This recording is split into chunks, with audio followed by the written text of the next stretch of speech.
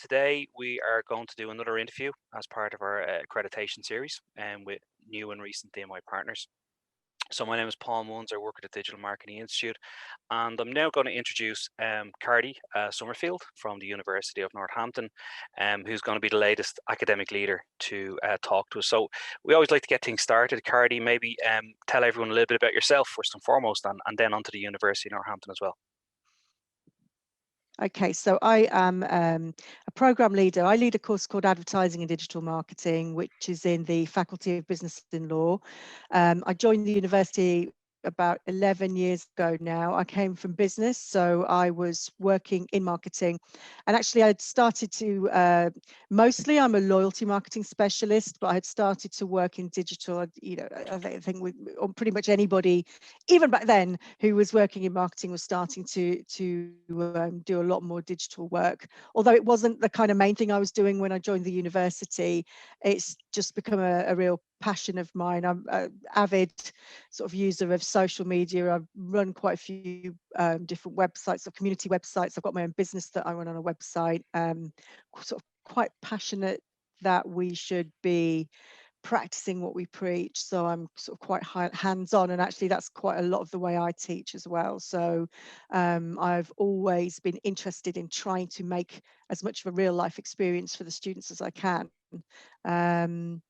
So over time, I've kind of gone from teaching marketing and advertising to specializing more and more in digital marketing. So that's the main curriculum. We've got a modular framework at our university. So I teach on 4 different digital marketing modules, and I look after the curriculum for it.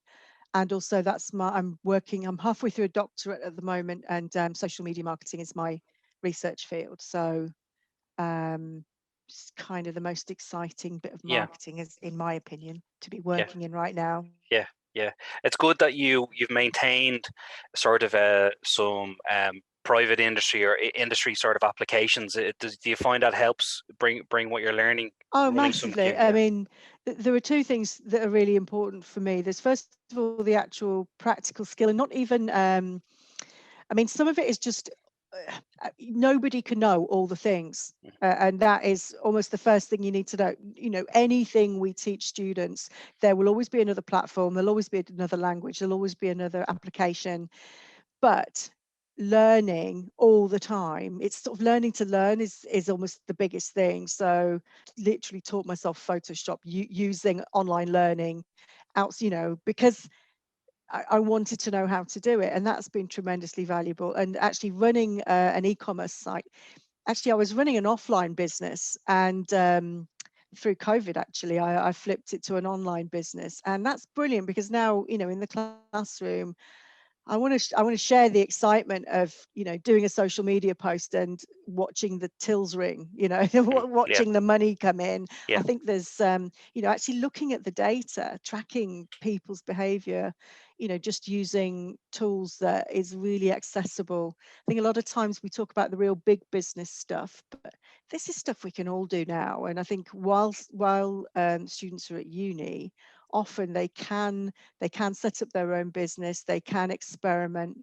you know building web applications, building I've got one student, for example, who's a great example. She's really interested in drone photography, and she has gone and got herself certified, and so she's content creating for social, but she's specializing in drone footage. And I think it's really cool that you're able to find your own niches if you understand how to learn stuff. yeah, Um, but yeah, it really is helpful. So it helps me with the actual practice, but also it's the network it gives me. So it's really important for me to get students involved with the local business community, and my business is involved in with a lot of local industry. yeah, So that gives me another, just understanding what the business community is doing at any given point. And it's an important part of the university, actually, to be part of the business community it serves. yeah. So yeah, it's tremendously important to be doing, not just heading a book Yeah, no, totally. Yeah, again, in my opinion. yes, no. Well, you'll be very similar. We our own leadership figures down through the years. We've often really espoused with digital. It's like continuous learning. So it's Mm. not that you finish a course and then you don't do anything for the next 4 years. It's never done. And you know, It's never done. that's one of the main reasons that getting a digital partner is important, because it's just, I mean, I know any field they're Mm, done, but mm, with digital marketing, really, you're never done. You can never just blow the dust off last year's slide deck and carry on, yeah, because it's just different it's difficult. every Yeah, time, and you yeah, have to stay on top of it. yeah. Um, and you know, you're always fighting a losing battle, but the main thing is, I think, to you know, keep on top of the main stuff and keep having interesting stories to tell, Mm. and point the students in the direction of exciting material Yeah, I get is. let them go practice themselves as well, like get like learn from mistakes and things like that in a low risk environment. Was there any sort of DMI USPs, unique selling points? Like for example, did the Global Industry Advisory Champions, was that something that I resonated think you've with you or? I think you've got some really credible business partners. Mm, I think those names are, you know, ones to be proud of, and that was certainly interesting. And what I hope to do going forward is, you know, build on those relationships that you have. And in fact, we've already started that. So our rep John put us in touch with Adobe via another of your you know, another practitioner, another yeah, lecturer in another institution, and we are, you know, we're already working now with Adobe on our creative campus very good. Yeah, concepts. So yes, that was a very generous and helpful kind of thing, because I kind of think it feels like there's a sort of community of people who all kind of have the same ambition for their teaching. yeah, And you know, being able to make these connections and, you know, validate the quality of your work and your teaching and your materials and your contacts, you know, it's kind of a win-win, isn't it? You know, the yeah, more we do it, the more, you know, the better we all get. yes, yeah, So yeah. so that was a really helpful content, as the contact that's already happening. So now we're getting Adobe for our students as Oh, excellent. well Very as good. Yeah, a standard. yeah. um so we're, you know, we're just really, and that was actually led, I had been doing, because we're always sort of trying to check what the market needs. 'Cause you know, it's really easy to Yes, go, okay, this is what the curriculum is, but you have to keep checking what the market's asking for, because it's definitely changed in the sort of 8 years I've been leading this program. It's yes, definitely changed what yes. people have been asking for with you guys that made that connection. So it's been super helpful.